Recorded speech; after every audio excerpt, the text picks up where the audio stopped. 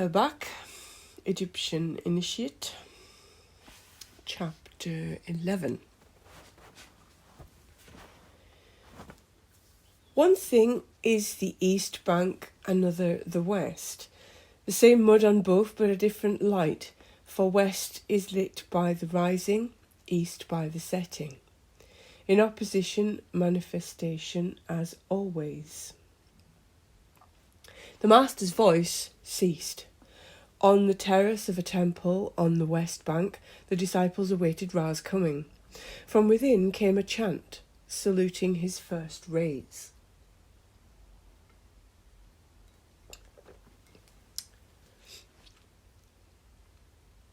The disciples rose with the masters to receive, like all the west, a baptism of golden light. The temples and palaces of the city stretching out of sight, north and south, were lit by one. In eyes used to the other bank, said the sage, the land has changed at so short a distance. But you believe in what you see on both sides. What man is wise enough to remain aware of relativities? What point would there be, asked Abu Shad, in living all the time in an abstract world?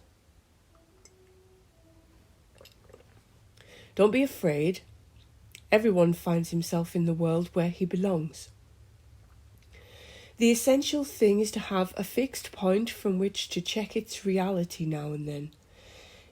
Here are 5 of you, admiring the landscape. You have visited the principal sanctuaries of the 2 lands. Will each tell me which is Egypt's true heart? Orb cried out without hesitation, Nut Ammon, Thebes, our city.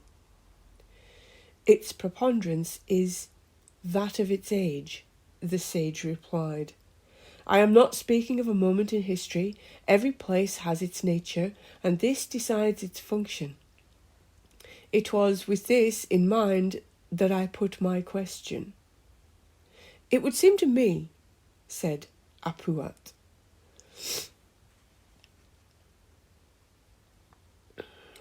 that Abydos, where men aspire to rejoin Osiris, is Egypt's heart. The centre of the 2 lands is precisely Hermopolis, said the student of geometry. Isn't that the country of the primordials? Abu Shad proposed Memphis. Ptah being organiser of the 2 lands, he said, I should choose the city of his temple. The sage watched Her Bak, who was silent. Answering his master's unspoken question, the disciple said what was in his mind. You have told me that Heliopolis is the city of the sun, and that his temple taught Ra's generation and birth. As the heart is the solar organ, I suppose Heliopolis is Egypt's heart.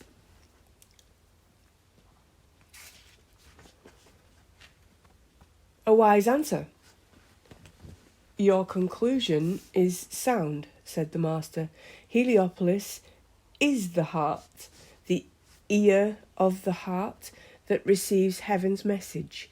Our geometer is right when he says that Hermopolis is the centre point of the 2 lands. It is the regenerative centre.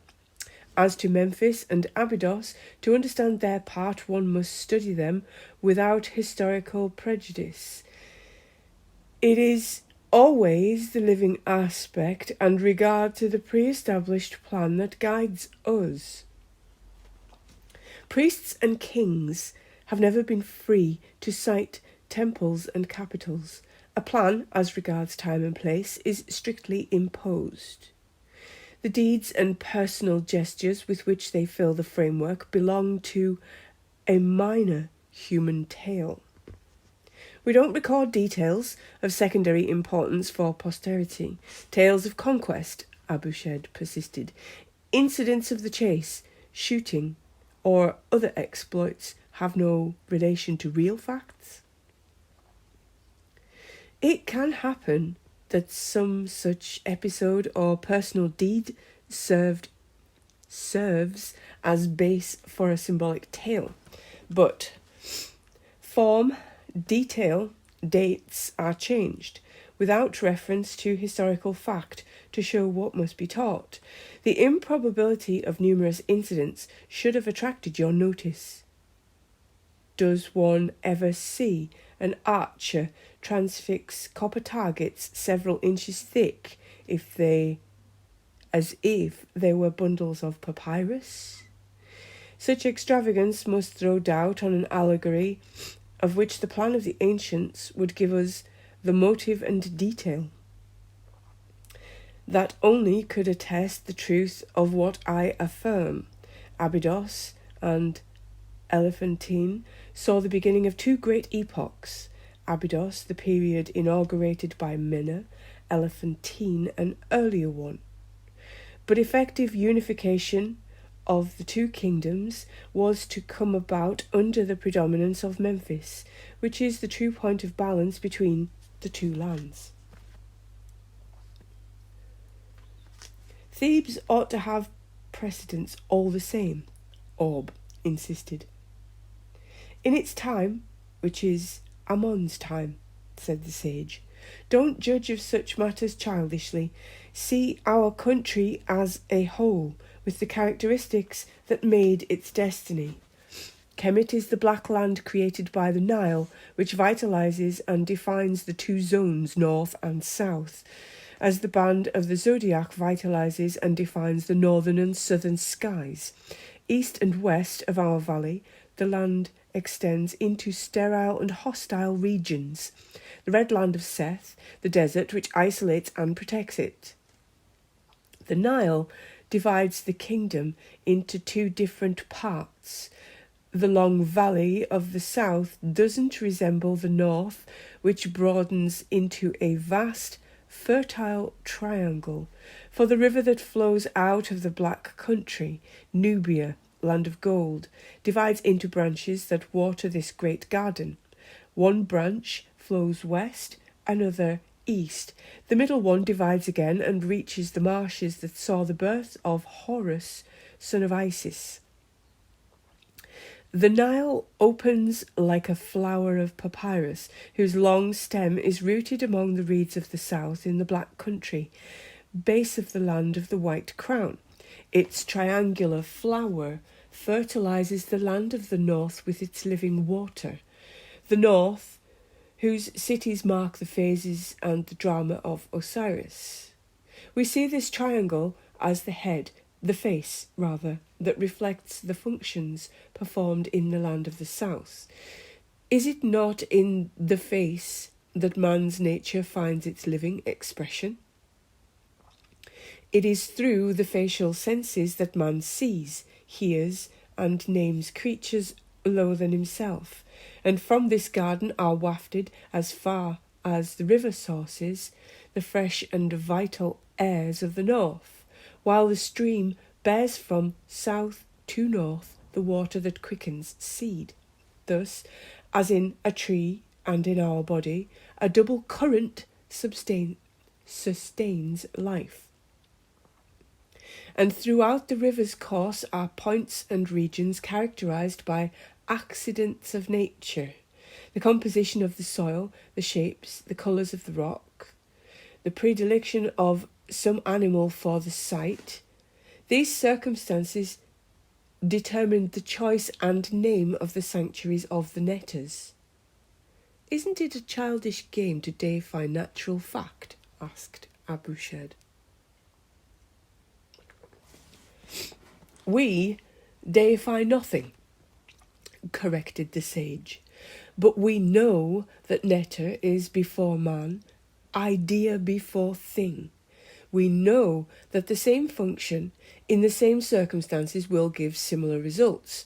It is sensible to note the characters of function and circumstances that produced such and such a phenomenon. Isn't a netter a manifest quality? One ascends from nature to netter, so whose symbols one may get to know nature. It isn't by chance that a given temple took the falcon, ibis, vulture, or jackal for a symbol, but because the nature of a place attracts such and such an animal, as one sees the falcons at Edfu, the vultures at El Kab, an animal is the living expression of the place. Men live there in the conditions that attracted these animals, and there are revelations of sympathy that benefit those who respect them and adapt themselves. An instinctive affinity is at work, not reason or the will. This, then, is the principle that governs the choice of ensigns for the gnomes. Sometimes an animal, sometimes a natural or a composite object. Whatever the image, it always symbolises the gnome's function in the development of our country, which is planned on the pattern of Earth's becoming. Thus, the gnome of Hermopolis has for emblem the hare, which in its mode of being and living symbolises terrestrial existence. The hare is used as hieroglyph in, quote, to exist, unquote. Hermopolis is the city of the 8 primordials, founders of primordial earth, site of earliest life. Since the subject has been brought up, remarked Abu Shed, this may be the time to ask what the emblem of our town, Thebes, stands for. I find no resemblance with object or animal. You might search for a long time, said the sage. It is one of our most beautiful symbols. The more simply drawn, the more eloquent. A tree trunk from which springs a branch that divides in 2. Reverse it and you have the head of a sceptre. Shorten the 2 branches of the fork and again you have the sceptre. 1 becomes 2, which again gives a duality. Quote, I am 1 that becomes 2. I am 2 that becomes 4. Unquote. This is the symbol of origin. You will find traces of it in the treasuries of our kings, which include rods made of a single branch cut in this fashion, sometimes gilded to stress the symbolic meaning.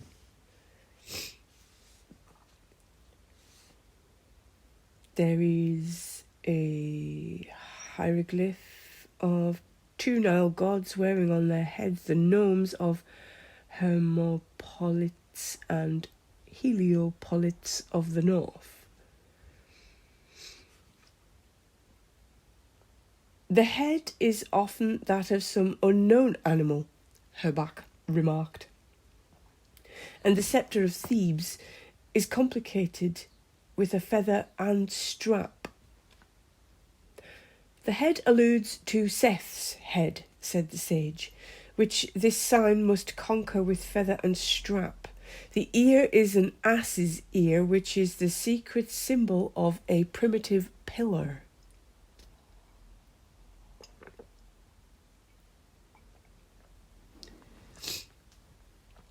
It's all very mysterious, sighed Her Bak. The sage's voice became severe. You knew already all we have told you. You have grasped in a few lessons a science that is the treasure of several thousand years of devotion. Its judgments may be better founded than those of ignorance. If it was thought well to wrap up certain truths in symbols, we should be fools to unwrap them without precaution. Be thankful that we have put you on the road to their real meaning. Her Bak apologised and asked if the feather in the banner of Thebes related to the feather of Amenti the West. Certainly, for the feather indicates the West in the first place. All the same, one element in the temple of Karnak expresses an Eastern function. Let each of you make what use pleases him of this. I have spoken truth. Then the city of Ammon has 2 aspects, Eastern and Western, Her Bak remarked. It has them because it is the temple of Amun-Ra. In fact, it has 3 aspects. For the temple that complements Karnak is Apet of the South, Luxor. Both these temples have the name Apet with double meaning. Apet, the belly, because they speak of the mysteries of generation, and Apet, number, the laws of which they reveal and apply. Abu-Shed, who tried to conceive of things as a whole, expressed a wish to study the gnomes in relation to their names and symbols.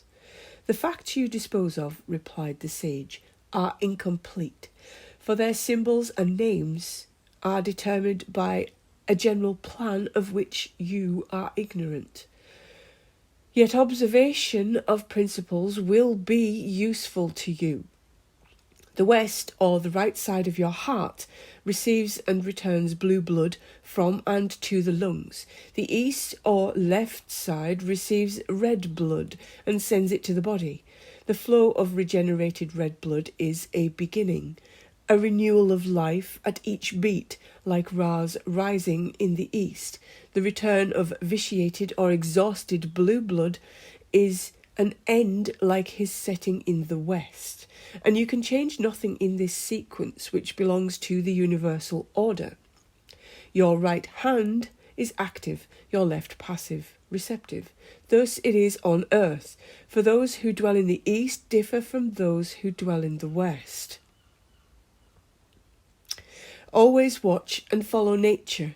As to north and south, I have said that the kingdom of the north reflects the gnomes and sanctuaries of the south, as your face reflects the functions of the body. Orb, having consulted Her Bak in an undertone, risked a question. Is there some connection between this symbolism and the meaning of the 2 crowns? Certainly, replied the sage. Just as in your own organism, 2 humours, white lymph and red blood, maintain life, so our 2 lands stand for the dual current of life that is universal. The land of the south is ruled by the white crown, and its symbol is the reed, referring to the white fire of the pith.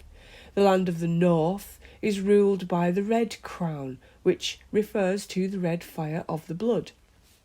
The 2 lands, like the 2 humours, need and live by one another. It is said that in the division of the kingdoms between the 2 hostile brothers, the south was adjudged to Seth and the north to Horus. Fair enough, said Orb, since deserts are Seth's land. Orb is right, Abu-Shed agreed, but why does the white crown have precedence in the desert? Because, the master replied, a phenomenon always arises from the interaction of complementaries. Action sets up a resistance, which provokes a reaction. The third term is the phenomenon. Red blood needs the nourishing white humour, which is itself vitalised by the blood's red fire. Such is nature's law. If you want something, look for the complement that will elicit it. Seth caused Horus. Horus redeems Seth. I see now, said Orb, why Seth is shown as a netter to whom one pays homage. For a long time I found that scandalous. Upuat remarked that legend placed the first victorious battles of Horus with Ra's enemies in the kingdom of the south. Horus, replied the sage, strives for the triumph of spirit in matter, light in darkness. Thus, Horus also is in darkness. After the victory, he returns to the black country from which he came, to start new battles, for Horus never rests, since he is the soul of the world. He has several forms, according to the work he is at, and several crowns, while Seth has only one form, put in Orb. What about his crocodile, his hippopotamus, and the aggressive oryx? demanded Her Bak. The astronomer explained this. Seth is everything that tends to contract and, quote, fix, unquote, spirit in matter, a situation he is forever seeking to perpetuate. Horus's struggle with him, which is a cosmic myth, is the essence of our entire history. His triumphs correspond with our times of illumination, while Seth's bring glories that are all too human and are always followed by long periods of darkness. Since the temple can foresee the future, can't such things be avoided? Said Abushad. That would violate the law of the age. The sage's part isn't to work against nature, but to safeguard the guiding thread and save men of goodwill from losing themselves in the darkness.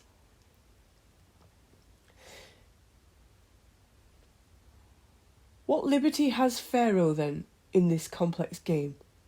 I doubt more and more whether what has been written about the doings of our kings has any relation with truth. Come, said the sage, we will show you the sources of our history.